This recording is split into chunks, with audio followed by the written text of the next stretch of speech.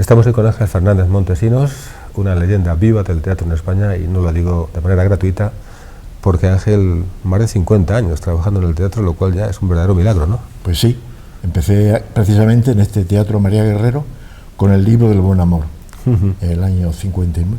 Un niño, vamos, ¿no? O casi No, un niño, ¿no? Ya. Era el director más joven en aquella época. Ahora soy el más veterano. Bueno, pero a ver cuántos de los directores jóvenes de esta época son capaces de decir que son los más viejos dentro de unos cuantos años, ¿no? No es tan fácil, ¿no? Lo que pasa es que yo tuve la suerte de coger los tiempos dorados del teatro, donde se podía hacer zarzuela, opereta, comedias musicales, inventar espectáculos, y todo eso lo aproveché muy bien. Y por eso he hecho tantos títulos. Y ahora estás aquí otra vez con Los Caciques, pero no es la primera vez que te acercas al texto, ¿no? Sí, no es la primera vez. En el 2001 quise rendir homenaje al montaje que José Luis Alonso hizo en este teatro en el año 62, con figurines y bocetos de Mingote. Entonces en el 2001 lo repusimos, no copiando, no era una puesta en escena arqueológica porque yo no la conocía, pero Mingote volvió a hacer los figurines y volvimos a hacer el decora nuevo. Pero claro, era la versión íntegra con 22 personajes, 2 descansos y 3 decorados. Eso ahora para el espectador es imposible y para un empresario tampoco. ¿Se ha transformado eso en 9 personajes, son? Sí, porque yo conocía y conozco perfectamente la obra y por qué se escribió. Carlos Arniches, cuando vivía en Alicante, nació en Alicante y murió en Madrid en el 43, era hijo de un empleado de la tabacalera. Entonces sufría los cambios políticos. Había meses que eran los del partido del padre y todos comían. Había meses en que él comían menos. Y entonces él fue como una venganza escribir estos caciques, luchando contra la gente caciquil, la política caciquil, que implica corrupción. Hay modas que duran demasiado, ¿eh? Desde 1920 hasta la fecha, y lo la que corrupción... yo temo es que dentro de 20 años se repongan los caciques porque es una pieza actual. ¿Has trabajado esta vez adaptando el texto con Juan José One? Sí. ¿Cómo se trabaja en equipo? Porque uno, si se lo oye y se lo come, pues, discute consigo mismo, ¿no? Pero así... Pues mira, yo el trabajo mío era imaginación y creativo. Cómo podíamos ir de una escena a otra, conservando lo más importante de Arniches. Porque Arniches escribe en una época donde los empresarios de local son empresas de compañía y tienen compañías titulares de 24 y 25. Entonces eran 14 funciones semanales, no había seguridad social ni descansos diarios. Entonces tampoco podían tener 25 en el elenco. Esto ahora es imposible. Como yo conocía muy bien toda la trama, pues nos supeditamos a lo que es el eje central de la comedia que escribió Arniches, eliminando personajes superfluos. Por ejemplo, cuando el alcalde quiere ver si el inspector es el inspector de Madrid, que le da un homenaje y da unos discursos, allí, como los colegios estaban sin gente, disfrazan de niños a 10 del pueblo. Y entonces entraban en escena 10 actores para justificar 3 chistes. Ahora hacemos el discurso entero, tal como lo escribió Arniches, pero dirigido al público. Y me ahorro 10 que no tenía mucho sentido, porque en aquella época Muñoz Seca, Arniches, incluso Jardiel Poncela escribían muchas escenas secundarias que se podían eliminar perfectamente, que no afectaban, pero desarrollaban la comedia, yo recuerdo una comedia que ahora mismo es el título de Muñoz Seca, que el primer cuadro es en la taquilla de un cine y salen 10 señores sacando unas entradas que ya no vuelven a aparecer en la comedia. Era un lujo de la época. Ahora, un hombre de carácter, por cierto, Arniches, ¿eh? Eso de no permitir que se pusiera su nombre en una calle del barrio de Salamanca y que se meta en el rastro. ¿No? El rastro. Bueno, pero lo pregunto por ti. ¿Tú también eres un hombre de carácter? ¿Vas a querer una calle en Murcia? O vas a no, yo no quiero una calle en Murcia, no quiero nada. ¿O la quieres en Madrid? Yo quiero que me recuerden los que han visto tantas cosas mías. Y, pues era un director que estaba bastante bien. Y bueno, la gente se olvida, no, la gente no recuerda, la gente olvida. Pero él no quiso el barrio Salamanca porque él se recorría las tascas del rastro.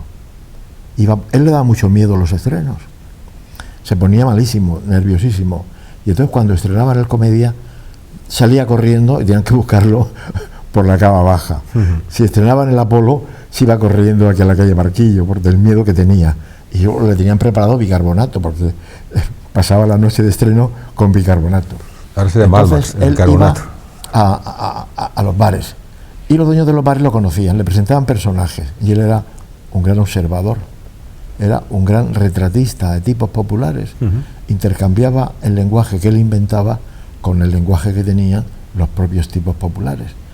Y entonces, en sus colaboraciones, él alquilaba una buhardilla en el Rastro para escribir. Iba con su colaborador y escribían los dos de pie en una cosa que se habían colocado.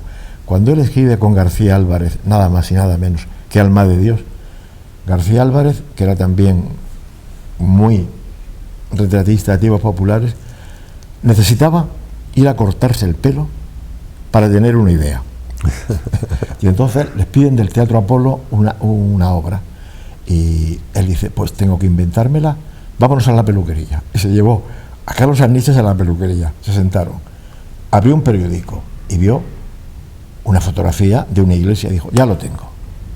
Es una sacristía, vienen para un bautizo, hay esto, y empezó Carlos Arniches a decir, y luego pasa esto y esto y esto, se fueron y escribieron Alma de Dios, que tiene un libreto maravilloso.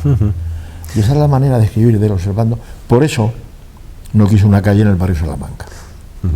Vamos a tener que decir ahora qué tiempos aquellos, porque aquellos sí que fueron mejores, por lo menos en lo que al teatro se refiere. Sí, porque en aquella época había 15 teatros en Madrid dedicados al género chico. La época del dúo de la Africana, la verbena de la Paloma, la Gran Vía, Agua Azucarera y Aguardiente, 15 teatros. Hay quien dice que puede desaparecer, porque no hay público, probablemente, ¿no? Público joven, bueno, me refiero que es al final que... También tenemos que pensar que no estamos en la España de Arniches, ni siquiera en la España de cuando lo repusimos del 60, ni en la del 2001. Por eso lo digo, ¿no? O sea, sí. Ahora mismo, por ejemplo, hay público joven para el género chico, para la opereta, para la zarzuela, para... Sí, si le diera bien, sí irían. Sí. Porque el género chico tiene imán, tiene gracia, y bien representado, yo creo que tendría. Yo he hecho bastante género chico. Ya, por eso lo digo. Ese es quizá tu próximo reto, llenar... Y yo, el primer contacto con Carlos Arniches fue el año 62. Se celebraba la fiesta del sainete. Y don Guillermo Fernández Show, autor de Francisquita, Luisa Fernanda, era el presidente de la Sociedad de Autores. Yo hacía en el Comedia, con Vicente Parra y Lola Herrera y un equipo maravilloso, Rebelde, de Alfonso Paso. Entonces me llamó para colaborar en la fiesta del sainete.